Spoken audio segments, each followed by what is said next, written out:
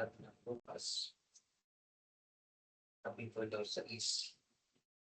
Basahin natin ang talata 27 hanggang 36.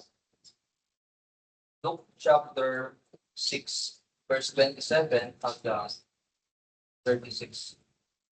Tapos sabay-sabay nating babasahin yung ating key text, Matthew chapter 5, verse 9.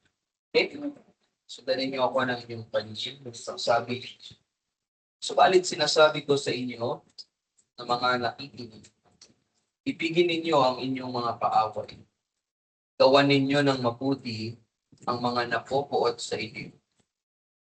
Pagpalain ninyo ang mga sumusumpa sa inyo at ipanalangin ninyo ang mga umaabot sa inyo. Sa sino mang sumampal sa iyo sa pisngi, iharap mo naman ang kabila. At sa sino mang umagaw ng iyong balabal, huwag mong ipagkait pati ang iyong tunika. Bigyan mo ang bawat humihingi sa iyo. At kapag inagaw ng sino man ang iyong ari-arian, huwag mo nang pauwiin ang mga iyon. Kung ano ang ibig ninyong gawin sa inyo ng mga tao, gayon din ang gawin ninyo sa kanila.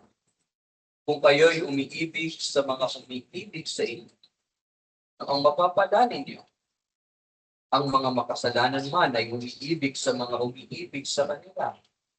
At kung gumawa kayo ng mabuti sa mga gumagawa sa inyo ng mabuti, ano ang mapapala ninyo?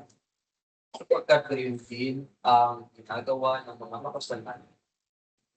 Kayo'y magpahiram lamang sa mga taong mayroon kayong inaasahang tatanggapin, ano ang mapapala ninyo?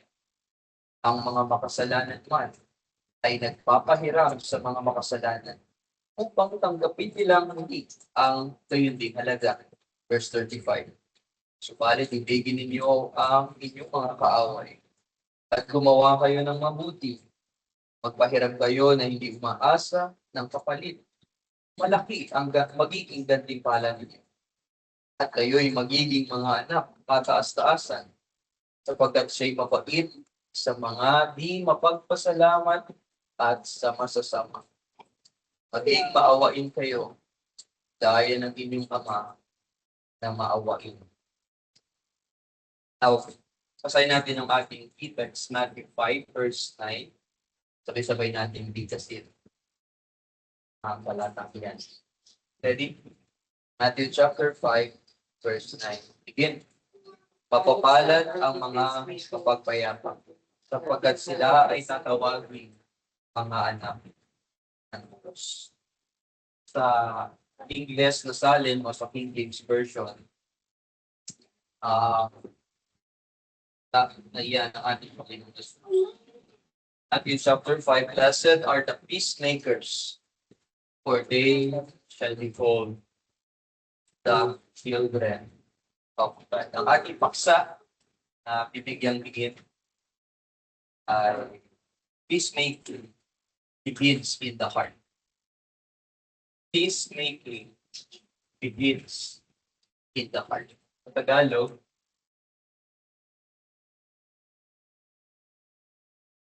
tagapagtaguyod ng kapayapaan o paggawa ng kapayapaan ay nagsisimula sa puso. Okay ba yung salin ko? Okay. Alam niyo po ba na sa panahon natin ngayon, tayo ay nabubuhay. Diba, pagka pinagmasdan mo yung paligid, talagang punong-puno ng conflict. Pagkaaway, hindi pagkakasundo ng marami, ng mga tao. Dahil na lamang ng mga bansa. Ikera sa tupitan ng Israel at ng Iran. Dahil na lamang ng hindi pagkakasundo sa ating komunidad. So, may mga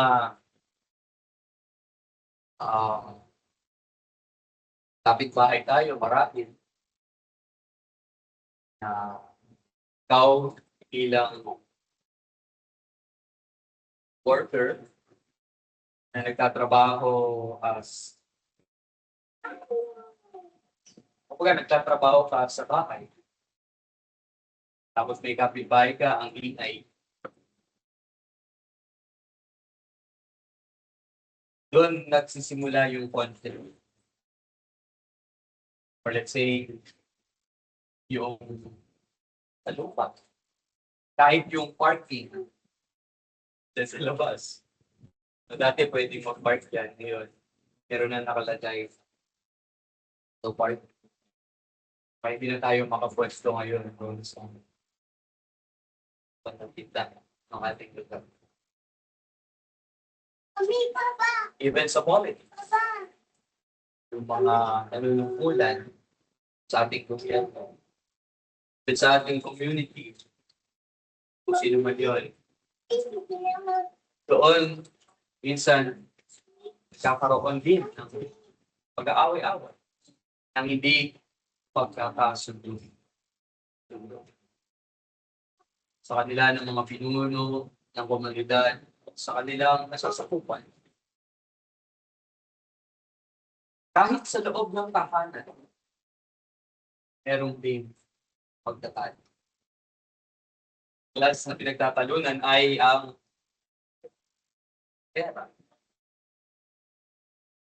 Hindi magkasundo minsan ang mag-asawa. Kanilang pinagtatalunan.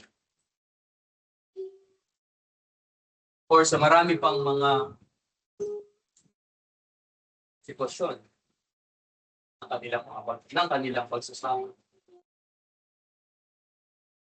Minsan, nagtatalo ang anak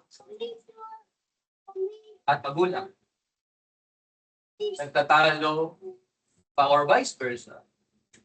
Ang magulang sa anak.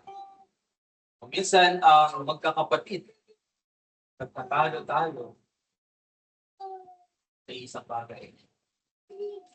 So, hindi lang sa ating bansa, hindi lang sa ating komunidad, actually, hindi din sa loob ng pamilya, kahit sa loob ng iglesia.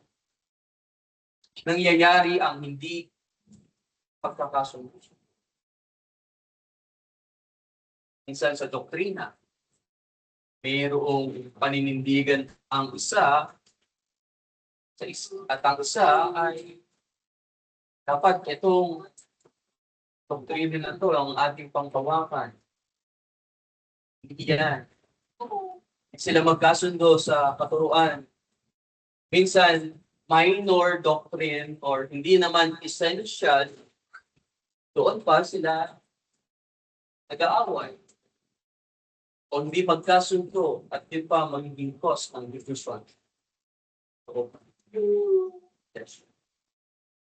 Kahit ang mga leaders, ang mga main authority, kino-question ang kapwa nila leader, kino-question ng mga miyembro o ng mga nasasakupan. Kahit ang mga miyembro, sila mismo, sila nagtatalo-talo. Hindi magkasundo. So, ang bansa, ang komunidad, sa loob ng pamilya, sa loob ng iglesia, kahit sa social media. Pag binuksan mo ang iyong account sa iyong Facebook, marami kang makikita diyan ng mga opinyon, iba't ibang opinyon ng maraming tao. Pagkita mo sa comment section, hindi sila magkasundo. Pero silang iba't ibang pananaw sa ganitong bagay. Nandoon yung conflict. And even kapag ang isang Facebook page ay nag-post ng isang fake news, na nagtatalo-talo ang mga tao. At maraming fake news na kumakalat sa social media. Alam nyo, kung tayo lang ay magiging tapat sa lahat ng ito, maging totoo, maging tunay sa kontakto. Alam niyo kung anong problema?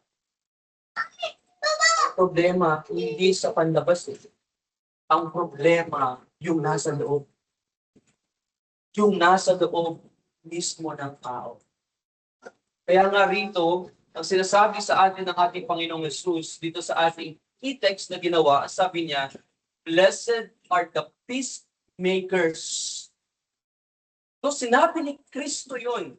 Hindi yun basta salita lang o parang napakababaw sa pandinig natin. Alam niyo, meron yung bigat. Mabigat yun. Meron yung malalim, sabihin, meron siyang malalim na pakahulugan. Yung sinabi niya yun sa mga nakikinig sa kanya. Yung konteksto ng Matthew chapter 5 verse 9 na yan. Yung mga puno, iniisip nila rito na ang tao o ang bayan ng Diyos, sila yung mga tinawag na mga anak ng Diyos. Maraming mga Hudyo noong panahon ng ating Panginoong Jesucristo na niniwala sila na ang kaharian ng Diyos ay darating sa pamamagitan ng pagtatalo laban o sa pagitan ng Roma. Yan ang kanilang pananaw nasa isipan. Pero ang ating Panginoong Jesucristo rito, ang tinuturo niya, hindi yun. He taught something different. Iba sa inaakala nila. Iba sa iniisip nila. Anong tinuturo ng Panginoong Yesus dito? Na ang kaharian ng Diyos, itong the Beatitudes, itong sermon niya doon sa bundok, alam natin ito ay sermon tungkol sa kaharian ng Diyos. At ang kaharian ng Diyos, ang mga citizen na yon, yung citizen, yung mga mamamayan sa loob ng kaharian ng Diyos, sila ang mga tagapagtatulong. That the kingdom of God is for peace. Kaso, nakakalungkot. Maraming sa mga mana ng palataya ngayon. Very rare. Rare. Pag sinabing rare, bihira. Ibihira mo na ngayong makita sa mga mana ng palataya o Christian na gumagawa ng kapayapaan. Sila ay maging tagapagpayapa. So may mga hadlang. Okay, number 1, sa ating pag-aaral, barriers within. Kinuha ko yung 3 major na pwede natin kalakayin sa ating pag-aaral. Yung pride, anger, and sin. Yan yung mga humakadlang sa ating puso. Isa napupuno tayo ng pagmamataas o pagmamalaki. Napupuno ang ating puso ng galit. Napupuno ang ating puso ng kasalanan. So yan ang humakadlang sa atin. So pag sinabi natin peacemaker, sa ibang salita o ang ibig sabihin, peace bringer. Okay? So ano yan? Nagbibigay ka ng kapayapaan. Kaya nga, dito sa ating pag-aaral, kailangan natin maunawaan na ang kapayapaan at uumpisa siya sa ating puso. Uumpisa siya sa loob. Sabi ng Ephesians chapter 2, verse 14, buksan natin ang ating mga Biblia. Ulat ng Efeso, Kapitulo 2, talata 14. Ganito ang sabi, sapagkat siya ang ating kapayapaan na kanyang pinag-isa ang dalawa At sa pamamagitan ng kanyang laman ay hinipa ang gitnang pader ng alitang umahati. So nakita natin yung first line doon, sapagkat siya, yun ang ating Panginoong Jesucristo, ang ating kapayapaan. So Jesus Himself, si Jesus mismo, ang ating kapayapaan. At siya rin kasi ang dahilan kaya tayo mayroong kapayapaan. Kaya tayo ay payapa. At sa pamamagitan ng ating Panginoong Jesucristo, alam natin, sa kanyang mga salita, tayo sa pamamagitan ni Jesus ay napagkasundo sa Diyos. Tayo na makasalanan. Ang ginawa ng Panginoong Jesucristo, pinagkasundo tayo sa pamamagitan niya na siya na tagapamagitan, kasundo na tayo sa ating Diyos ang banal. Yan ang sinasabi ng Romans chapter 5 verse 1. Sa natin sa Romans chapter 5 verse 1, kaya yamang tayo inaganap sa pamamagitan ng pananampalataya, mayroon tayong kapayapaan sa Diyos sa pamamagitan ng ating Panginoong Jesucristo.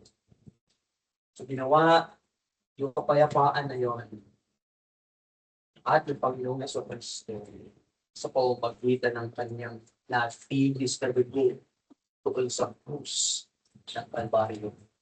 Napangyari, napulfill ang kalooban ng Diyos na kanyang bibigyang kapayapaan ang tao sa kanya sa pamamagitan ng dugo na natigis tungkol sa krus ng Kalbaryo. Kaya kung wala si Jesucristo, kung wala ang Panginoong Jesucristo sa ating buhay, wala tayong tunay na kapayapaan sa puso. Are you with me? Kuwanin niyo yun.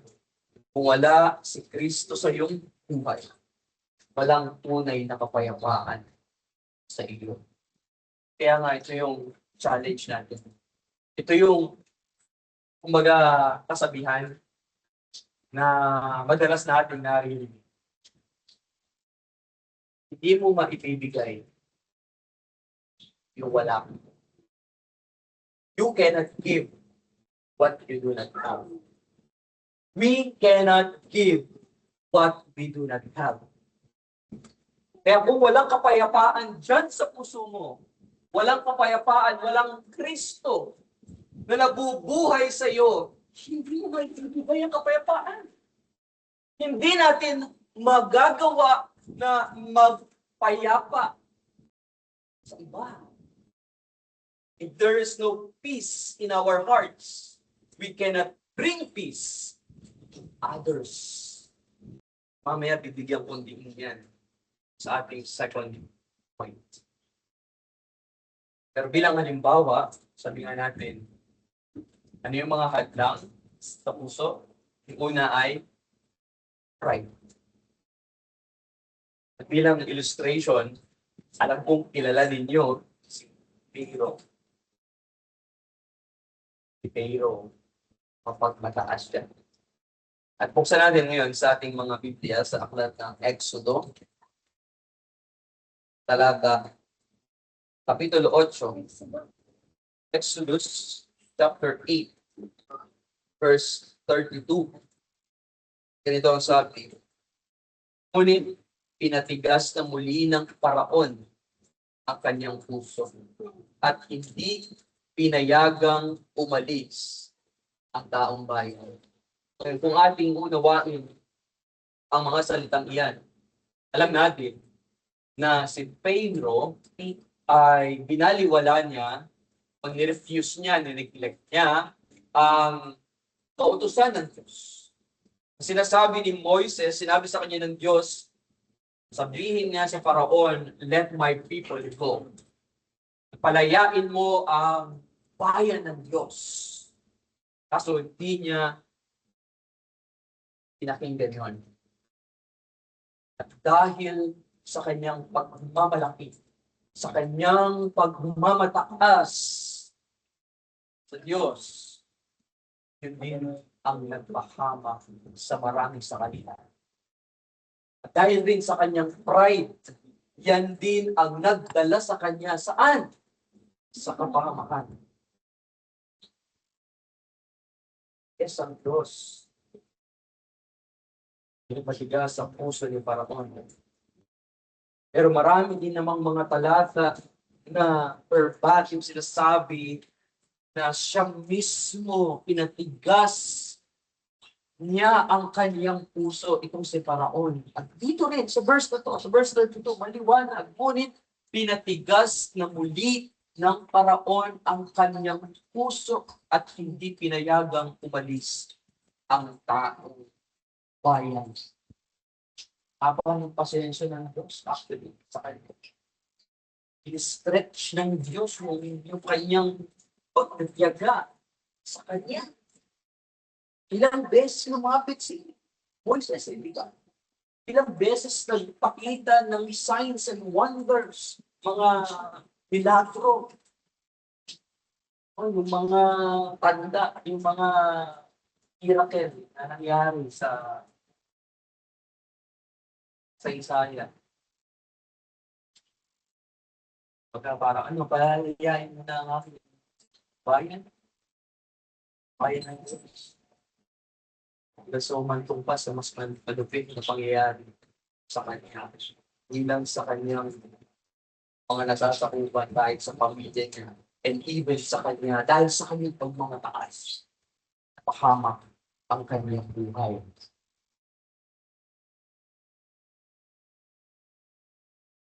Yan ang pride. Yan ang effective ng pagmamalaki. At sa anger naman, galit. At kung kilala ninyo si Cain, sino yung kanyang kapatid? Si Abel. Anong ginawa ni Cain kay Abel? Kainin. Dahil sa pride. So natin sa Genesis chapter 4, verse 8. Genesis chapter 4, verse 8. Ganito ang sabi, sinabihan ni Cain ang kanyang kapatid na si Abel, at nangyari nang sila'y nasa parang, tumindig si Cain laban kay Abel na kanyang kapatid. At ano sabi? At ito'y kanyang sambali. Napatay niya yung kanyang kapatid. Ganyan, kapag ang isang tao walang Kristo, kapag ang isang tao, meaning, walang relasyon sa Diyos, ang isang tao na hiwalay sa Diyos, maaari ng magawa ang mga ganito sa atin. In fact, di mo siya ginawa. Ang sabi ng Biblia, kahit yung mag-isip ka lang ng hindi maganda sa iyong kapwa, pinatay mo na siya. Yung bang minumura mo siya sa isipan mo, yung bang sinasabi mo,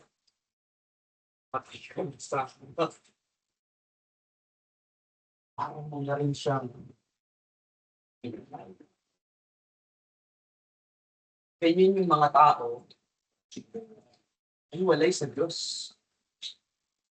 Na walang paki sa mga bagay espiritual. Hindi man siya gawin, pero minsan naisip mo at nakakahantungan nun. At sinasabi sa atin, ang katotohanan ng salita ng Diyos, para mo na rin siya.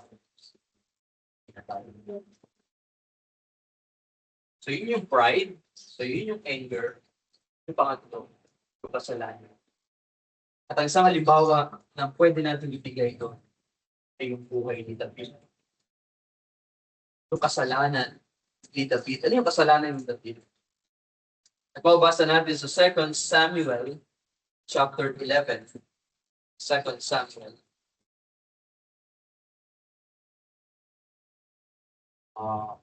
Chapter 11. 2 Samuel chapter 11, verse 27. Dito sa akin. Verse 27. Nang tapos na ang pagluluksa, si David ay nagsugok at kinuha ang babae sa kanyang bahay. Sino yun? Si Bathsheba. At siya ay naging kanyang asawa at nagkaanak sa kanya ng isang lalaki. Ngunit ang bagay na ginawa ni David, ano sabi ng salita ng Diyos, ay hindi kinalugdan ng Diyos. Ano yung kasalanan niya? Ba siya yung nangalon niya? Kasala siya ng adultery at murder. Ang kanyang kapatay, Uriah, nilagay niya sa harap. Dito sa talatang ito, ang kanyang kasalanan kay Bathsheba at kay Uriah ang nag-separate, ang nagpakiwalay sa kanya sa Diyos. Nagkaroon ng panlalambing yung kanyang puso sa Diyos. Nagkasala ang kanyang puso sa Diyos. At yung kasalanan yon, sabi ko nga sa mga nakaraang sermon natin, ang kasalanan, although tayo ay inalis na niyan sa punishment, sa kaparusahan doon sa impyerno, meron pa rin konsekwensya ang kasalanan. At ang konsekwensya ng ginawang kasalanan dito ni Haring David ay nagkaroon ng kaguluhan sa kanyang pamilya. Nagkaroon din ng kaguluhan sa kanyang kaharian. Yan ang nagagawa ng kasalanan. Ang kasalanan, pwede mong itago sa tao. Pwede mong itago sa mga anak mo, sa asawa mo, sa pamilala mo. Pero sa Diyos na nakakaalam ng lahat ng bagay, hindi natin maitatago ang kasalanan. At alam mo ba na ang kasalanan ay nananatiling malaking hadlang. Malaki ang na idudulot nito na damage sa iyong relasyon sa Diyos. Yung tinatago nating kasalanan, umahad lang yan sa ating relasyon sa Diyos. At umahad lang din yan, hindi lang sa Diyos, kahit sa iyong kahit sa iyong pamilya, sa iyong kapatid, sa iyong relasyon sa iyong magulang, sa iyong relasyon sa iyong asawa. Kapag tayo ay mayroong itinatagong kasalanan, hindi natin ipinapahayag iyan, yan ay nakaka-apekto sa ating relasyon sa Diyos at sa iba. Kaya kailangan natin ng kapayapaan. Diyos. Na huwag natin sana isipin na ang kapayapaan o na ang natin iisipin ang pride, anger, and sin.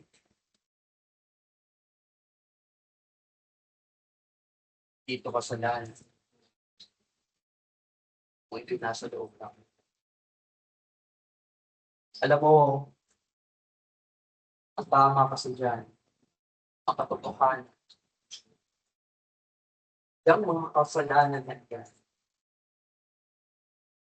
nagsisimula yan sa puso. At kapag yan nagsimula sa puso, lumalabas yan. Kaya hindi mo lamang makikita sa ginagawa ng tao. Kundi nakikita yan, makita sana natin, maunawaan sana natin na yan ay nagsisimula sa puso. Huwag din natin isipin Ah, normal lang ang paggalit.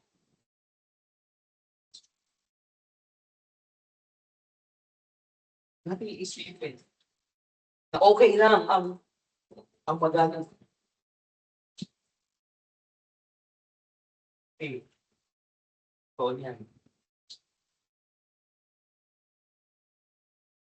Ang pagkagalit o ang puot, kapag yan pinanatili natin sa ating puso,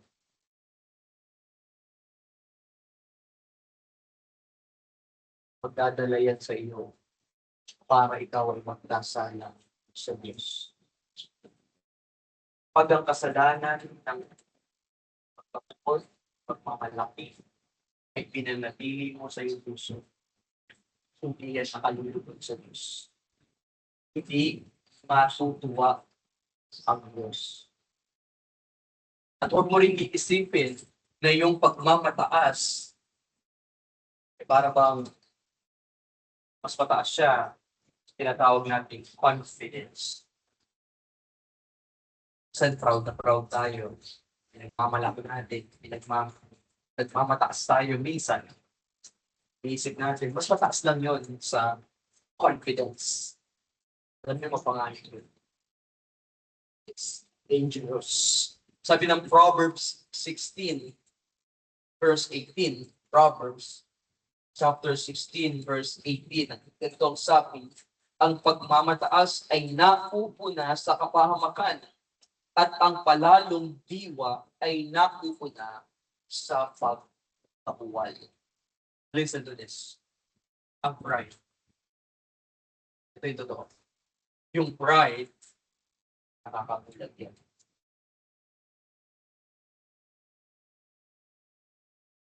Nakakabulag ang pride. Bakit? Kasi pagka ikaw puno ka ng pride, alam mo ginagawa nito sa isip. Ginagawa dito sa isipan natin. Yung pagmamalaki at pagmamataas. Ginagawa niyan sa iyong kaisipan. Nagpapalagay mo mas magaling dapat sa Diyos. Yan ang may dudulot ng pride. Iisipin mo, mas magaling ka, mas maalam ka kaysa sa Diyos. Ang pride, umubulag, at ang nagagawa, nagiging epekto nito, hindi mo matanggap. Hindi mo masabi, sorry, nagkasala ako, nagkamali ako. Kapag ang tao puno ng pride, hindi niya nakikita may mali siya. Meron siyang nagagawang kamalian. Kaya itong ating application sa ating unang punto. Simple lang. Saliksikin natin ang ating puso. Search, examine our own hearts. Meron bang pagmamalaki dyan sa puso? Meron bang galit, anger dyan sa puso? Meron bang kinakailangang pagsisihan na kasalanan dyan sa puso mo? Meron ba?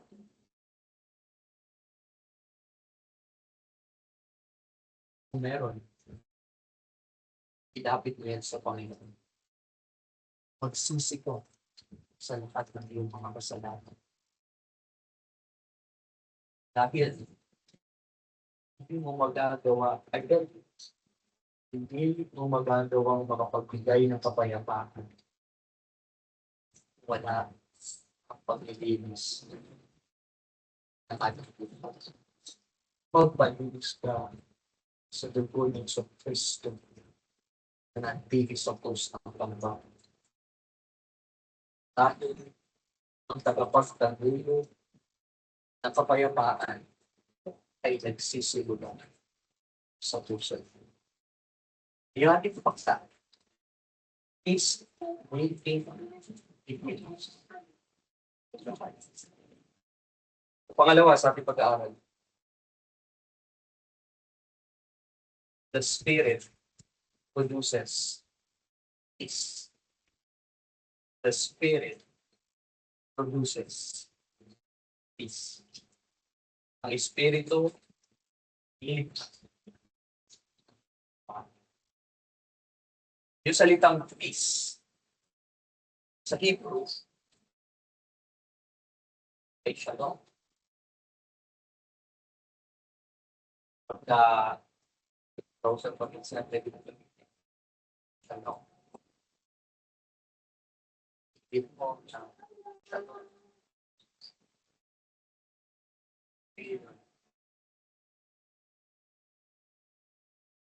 Sa scripture, salita ng Diyos, ang Diyos ay ang Diyos ng kapayapaan. Sabi ng Hebrews chapter 13, verse 20. Hebrews chapter 13, verse 20, ganito ang sabi. Ngayon, ang Diyos ng kapayapaan na bumuhay mula sa mga patay sa ating Panginoong Hesus, ang dakilang pastol ng mga tupa sa pamamagitan ng loob ng walang hanggang tipan. Siya ang Diyos ng kapayapaan. At ang ating Panginoong Hesus, ito naman yung tinawag na prinsipe ng kapayapaan. Jesus is the Prince of Peace. Yun yung sinabi ng Book of Isaiah. Yan pa kayo? Isaiah chapter 9, verse 6. Sana nanonood niyo yung mga verses. Pwede niyo pag-aralan sa kamay. Isaiah chapter 9, verse 6. Sapagkat sa atin na ipinanganak ang isang bata, sa atin na ibinigay ang isang anak na lalaki, at ang pamamahala ay maaatang sa kanyang balikat, at ang kanyang pangalan ay tatawaging kamanghamanghang tagapayo, makapangyarihang Diyos, walang hanggang Ama, prinsipe ng kapayapaan. Kaya nga tayo ay kabilang sa Diyos. Mabubuhay tayo. Pag-manifest, mabubuhay tayo sa kapayapaan. Mabigat ba yung statement? Hello? Kaya ba natin magbuhay payapang? Yung pa lang sa scripture reading natin kanina, medyo ano na, no? Nasabi mo kagad sa scripture reading pa lang. Sa scripture reading pa lang natin, ang bigat ng salita ng Diyos. Kasi yung maging tagapagpayapa ka, at totoo niyan, yung ganung klase ng buhay, hindi kasi yung natural sa atin. Hindi yung natural sa atin. Kasi by nature, sa ating kalikasan, ano tayo? Makasarili tayo. By nature, madali tayong magalit. Madali tayong mag-split. Ayan, maghiwalay na tayo. No? Ganun ang nature natin eh. Yun ang ating kalikasan. Kaya dito, kailangan natin ang banal na Espiritu. Ang banal na Espiritu ang magbibigay, ang lilikha sa iyong puso para ikaw ay maging tagapagpayapa. Maging mapagpayapa. Sabi ng Romans chapter 8 verse 14. Kung walang Espiritu, Romans chapter 8 verse 14, sapagkat ang lahat ng pinapatnubayan ng Espiritu ng Diyos ay sila ang mga anak ng Diyos. Kaya kung ikaw ay tagapagpayapa, ang reward sa atin ng Diyos, ano sabi? For they shall be called the children of God. Kaya yung mga anak ng Diyos, mga mapagpayapa yan. Walang anak ng Diyos nahanap gulo. Are you with me? Yun ang katotohanan. Yun ang nasa kaharian ng Diyos, mga mapagpayapa. Now, Luke chapter 6, verse 35. Ito yung ating binasa kanina as scripture reading. Sa Luke chapter 6, verse 35.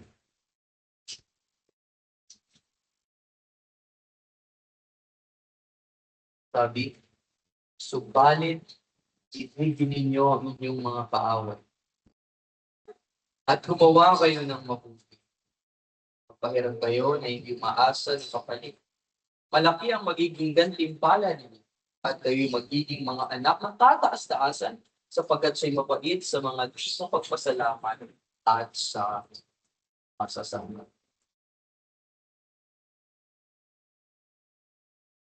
Sinasabi natin kanina na hindi normal.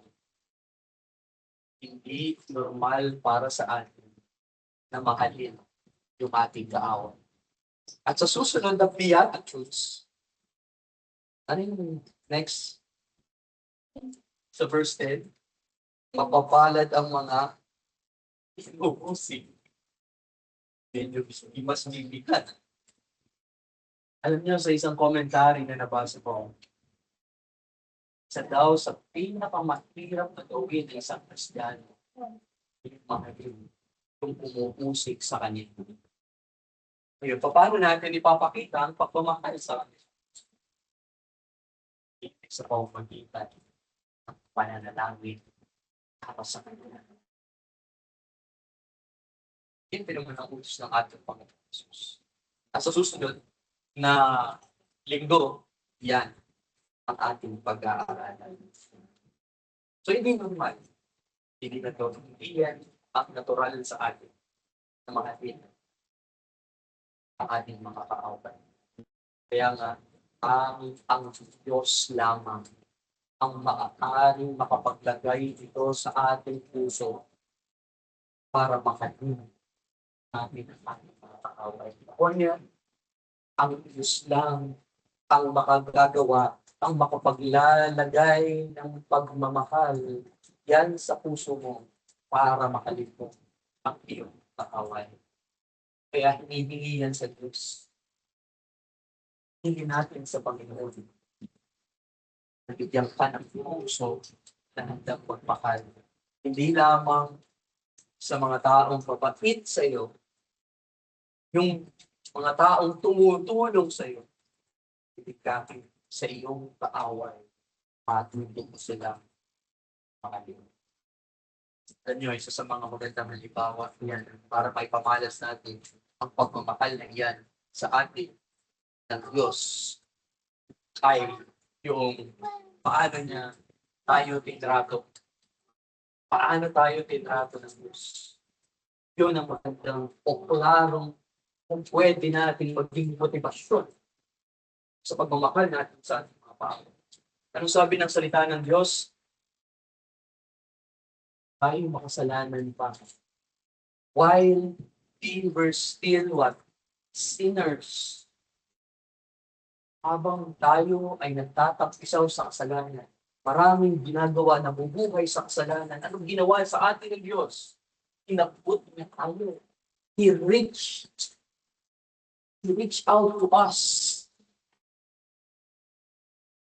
Ginawa niya, balik niya yung ating relasyon sa Diyos sa pamamagitan ni Yesu Kristo. Ginawa ni Kristo doon sa krus ng Kalbaryo para sa atin. Yun ang pagpapakita niya, yun ang pinaka-climax ng kanyang pag-ibig sa atin. At ang katotohanan na hinintay na tayo ay lumapit sa Kanya. Na totoo, siya ang unang lumapit sa atin. Ang totoo, siya ang unang nagmahal sa atin.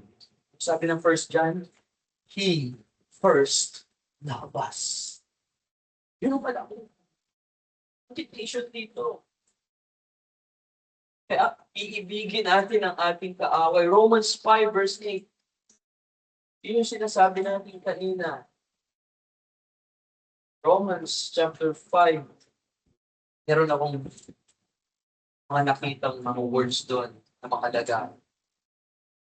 Romans 5 verse 8 at in Romans 5 verse 8, subalit pinatutunayan ng Diyos ang kanyang pag-ibig sa atin na noong tayo'y mga makasalanan pa, si Kristo ay namatay para sa atin.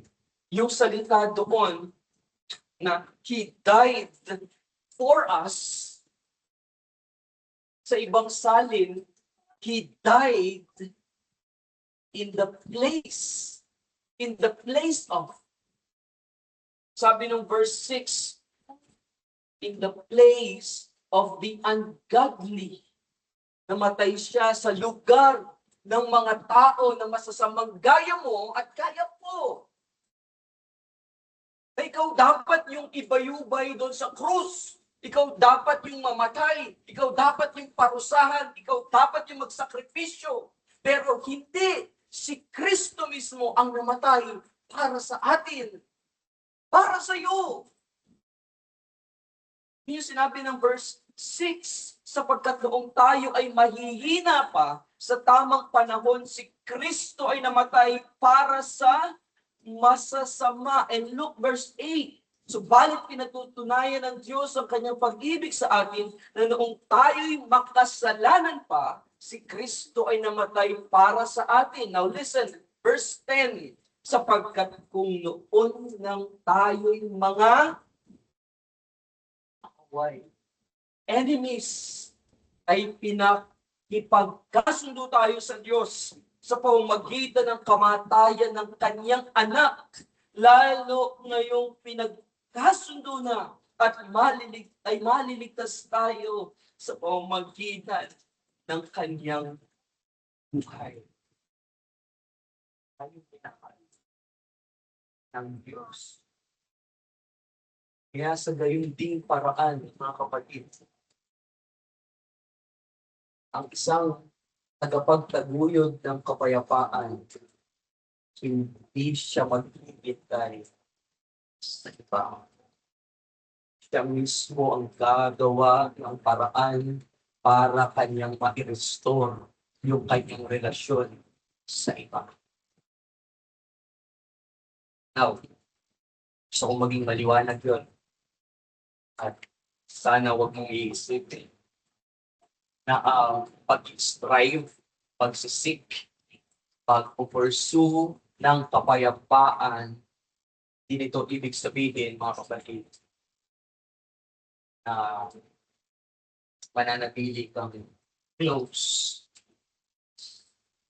Sa parang, magiging close ka to everyone. Kasi totoo, kahit ako,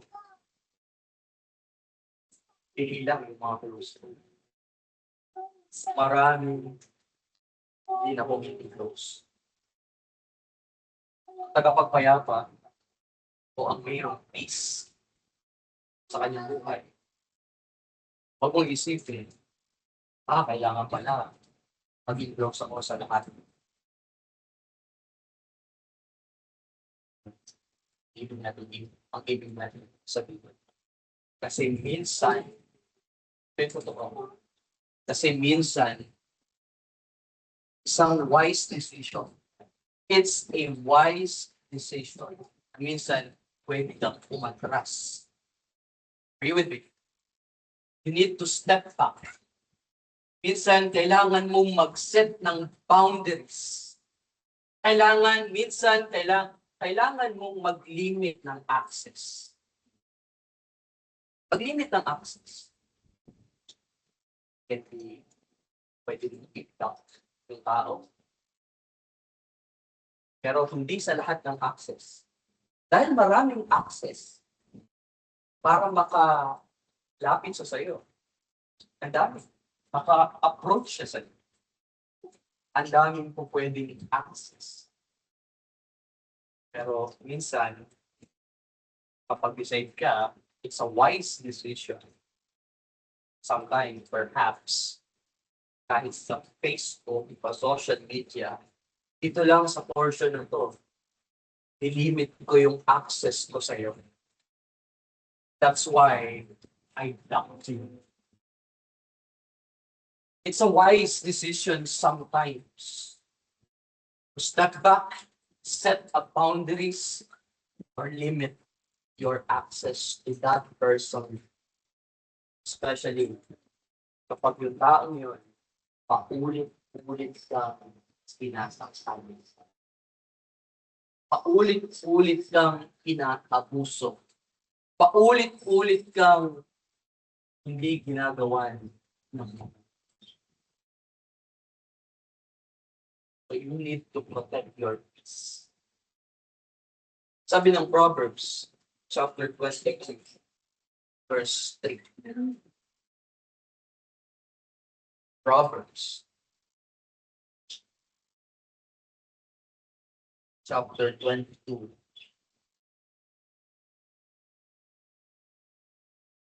verse 3. Ang matalinong tao ay nakakakita ng pangalan at nagpupugli siya, ngunit nagpapatuloy ang walang muwang at siya'y lubusang. Pag pinayaan mo yung ganung klase ng tao, sino magsasabi? Ikaw din. Pero wise decision, wise people see trouble coming and get out of its way. But fools go straight to it and suffer for it. Eh, yung medyo atras ka konti. Yung mag-set ka ng boundary, mag-limit ka ng access, hindi naman. It's not wrong. So, anong mali? Ang mali doon, kapag ang kasalanan, pagkadali ng pride, ng kasalanan, ng puot, galit, papait, pinanatili mo dyan sa puso, that's the time at kasala ka sa Diyos. Yun ang mali. What is wrong is when we keep anger, bitterness, and hatred in our hearts. Sabi ng Ephesians, chapter 4, verse 31 to 32. Ephesians, chapter 4, 31 to 32. Ganito ang sabi, lahat ng pait, galit, puot, pag-aaway, at paninirang puri ay inyong alisin, pati lahat ng kasamaan.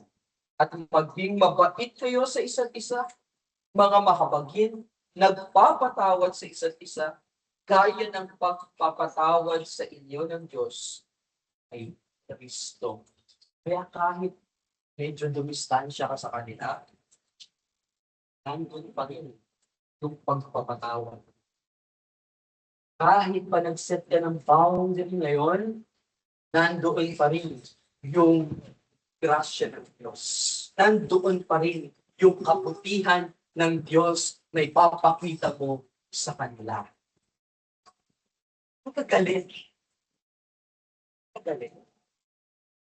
Intropeksyonan mo lang ang iyong sarili. And that's not wrong. Sabi ng Colossians chapter 3 verse 13, pinakasing reference pa doon sa kahit tayo ay nag-set ng distansya at ng boundary sa kanila. Sabi ng Colossians 3 verse 13, pagtiisan ninyo ang isa't isa, at kung ang sino man ay may reklamo laban sa kanilang, magpatawaran kayo sa isa't isa. Kung paano pinatawad kayo ng Panginoon, ay gayon din naman ang inyong gawin. At yung sinabi rin tinanong ni Pedro sa Panginoon. Ito yung tanong niya, di ba, sa Matthew 18. Sabi niya, ang tanong niya sa Panginoon, Panginoon, ilang beses ako magpapatawad sa aking kapwa? Suggest with you. Itong beses pa. Ano sabi ng Panginoon? Hindi ko sinasabi na makapitong ulit.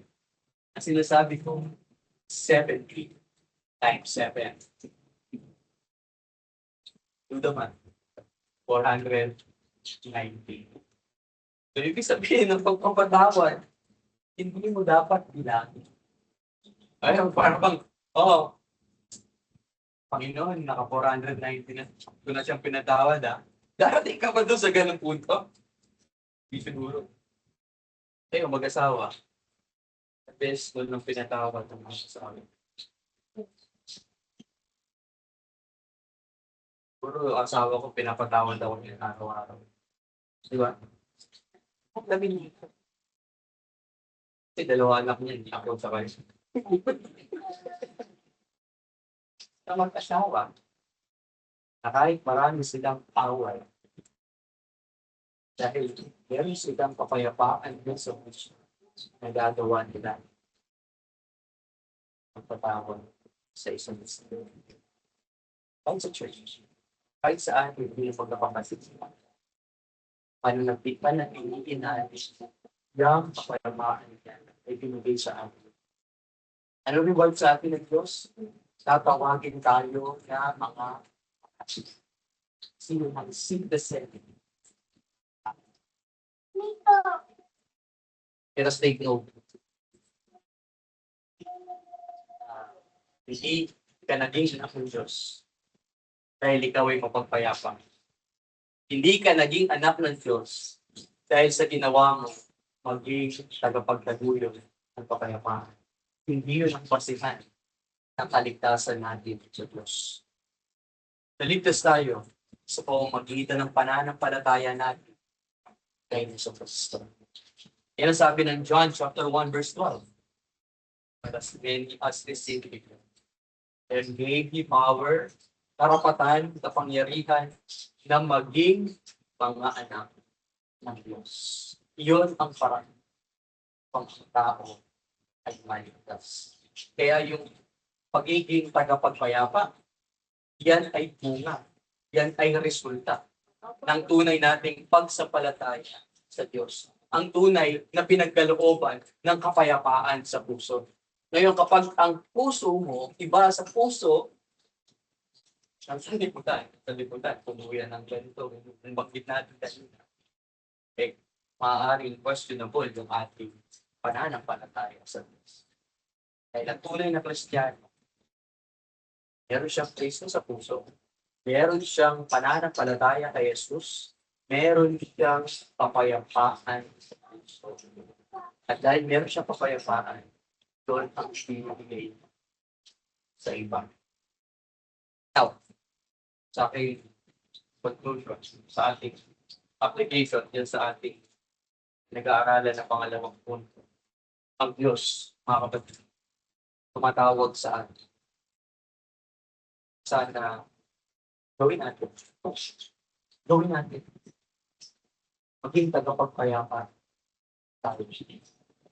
Maging tagapagtaguyod, tagapagdala, kapayapa. Akin. Sobrang sino na kalooban ng Diyos. Sobrang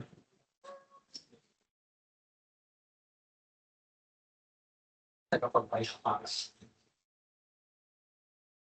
Sabi ng Hebrews 12 verse 14, siguro ito yung verse na babasahin natin. Hebrews 12 verse 14. Nakuha ko sa ESV na salin. Sabi doon, strive for peace with everyone. And for the holiness without which no one will see the Lord. Tagapagpayapa. Sabi ko nga, di madali. Pero sa tulong ng Banal na Espiritu, sa tulong ng Diyos sa buhay natin, it is possible. Without Christ, natin yung natin. Kung wala sa Kristo, wala tayong magagawa.